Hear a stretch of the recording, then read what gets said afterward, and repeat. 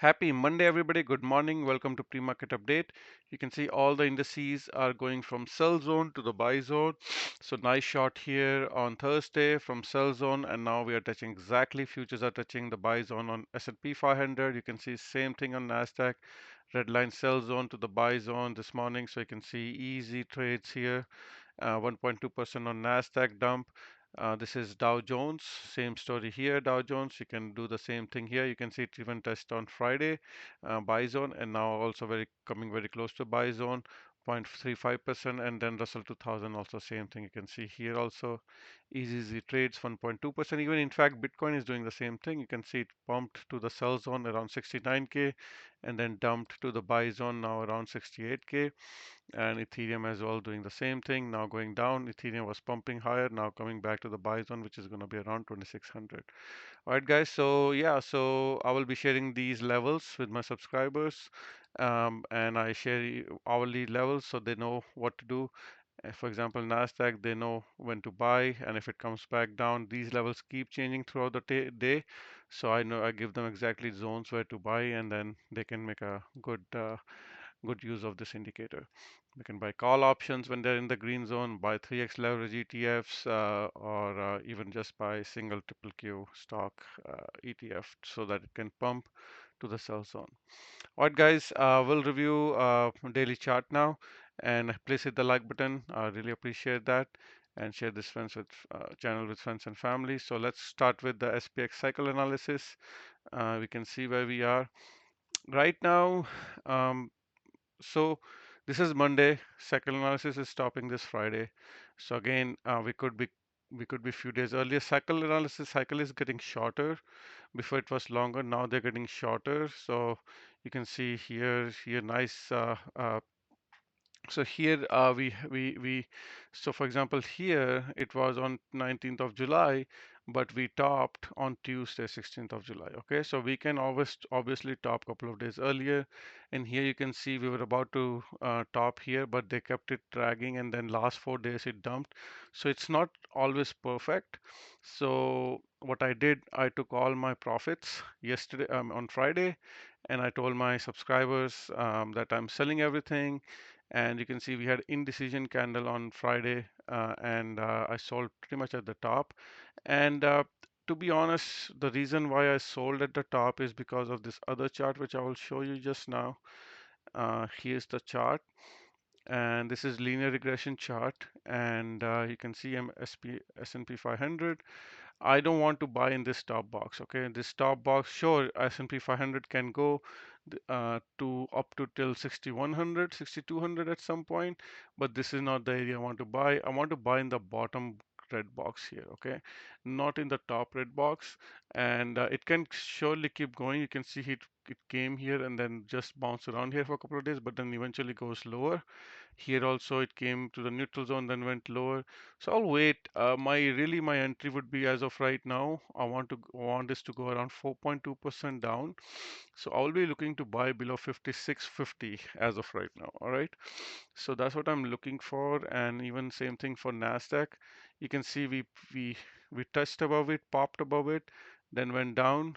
Here also we popped above it. Sure, we can go higher, but this is not the area I'm looking to buy. Dow Jones is same thing here, touching the top box, and then Russell 2000. Still did not come there, so still can go higher, but again, anything can. This is not the area you want to buy. Bitcoin. Let's see. You can see perfect area to short. Actually, you can see this area, this area, this area. So this is the area you should look to short Bitcoin. Look to buy below 60,700, but not the area I'm interested in buying. And Ethereum also same thing here. You can see again this top box. So all these are going higher. I did buy CNI. I shared this with my subscriber on Friday. The reason is it can still go lower. There's a gap here, 111.3, and also, but it's below. It's in the neutral zone right now. So I'll be looking to sell the bounce, and it's been in a downtrend. You can see since the top to where we are right now, we've been down almost 16%. And these are the stocks. This is a nice stock, all season stock. Railways are not going to go down much. So that's what I'm looking to buy. TD is also another one of the bigger banks.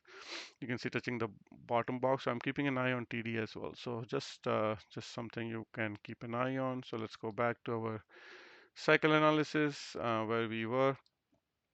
Here you go. And again, so my what I'm trying to tell you is we have this week to top and then a declining phase. And yeah, I'm looking for a top very soon. Looking for some sort of declining correction, so it can go here. Even if you go to weekly chart on S&P 500, you can see the best time to buy is on the tag of this white line, which is 20 moving average. Okay, in a bull market, always look to buy on the tag of 20 moving average. And as of right now, if we have to do a tag as of Friday to that tag of white line is around 5% away. So that would be a good correction. So that's what I'm looking for. You can see here also always tag white line come touch very close to. So uh, that's something at least you can see every time we in a bull market come to the white line. So yeah, so at least I'm looking for that. At minimum, I'm looking for green line touch on weekly, if not white line touch. So at minimum, I will be starting to go in at the touch of green line, which is around 3.27%. All right, so that's what my strategy is.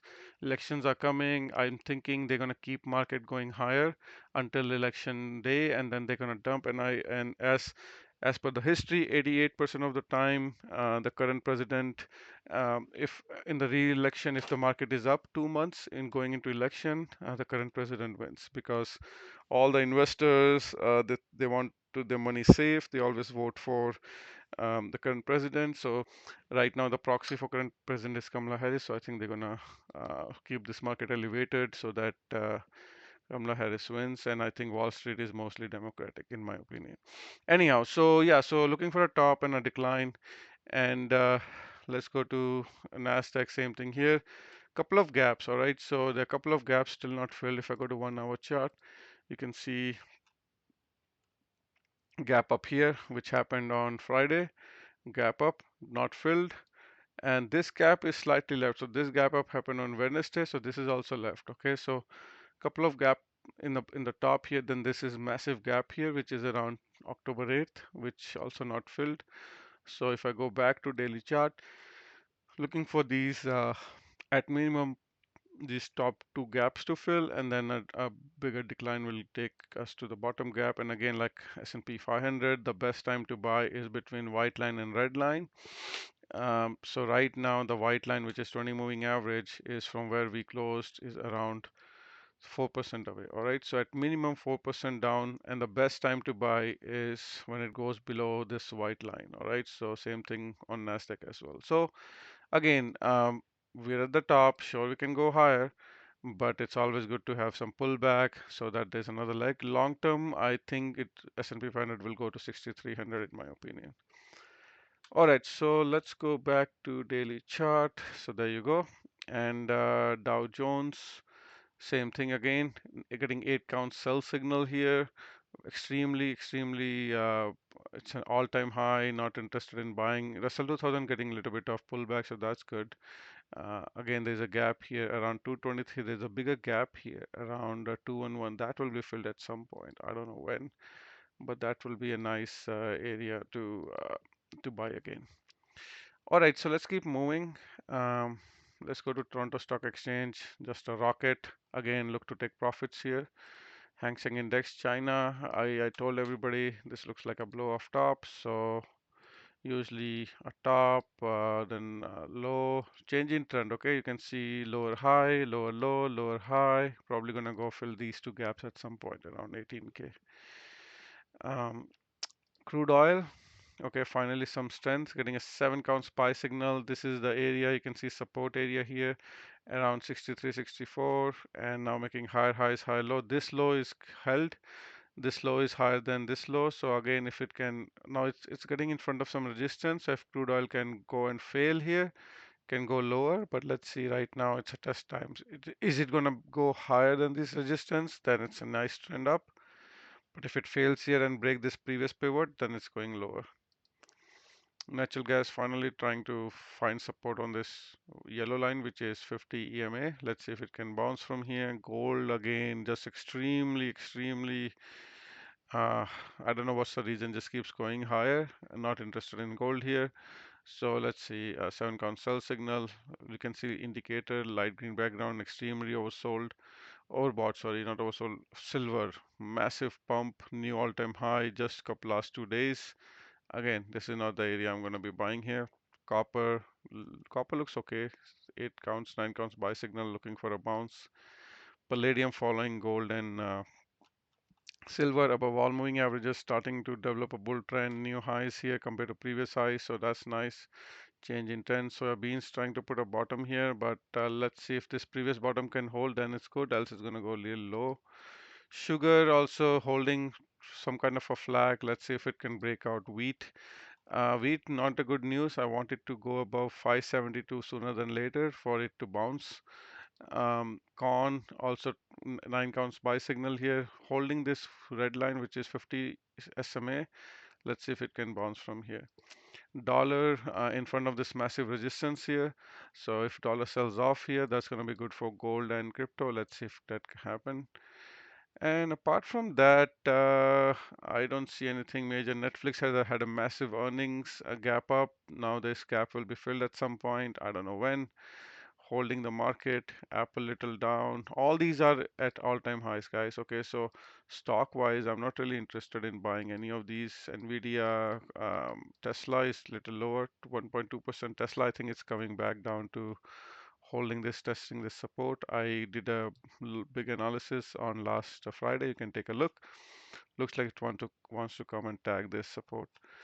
And I'm also keeping an eye on Google and Microsoft. You can see Google also holding support here. Any pullback, I'll be looking to buy. Even Microsoft, any pullback will be looking to buy. So let's see how this thing comes out.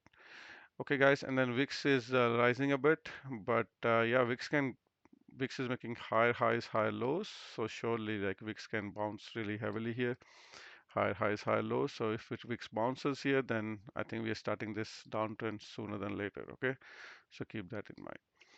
Okay, guys, if there are any stocks you want me to review, put a comment, else I will see you tomorrow. Bye.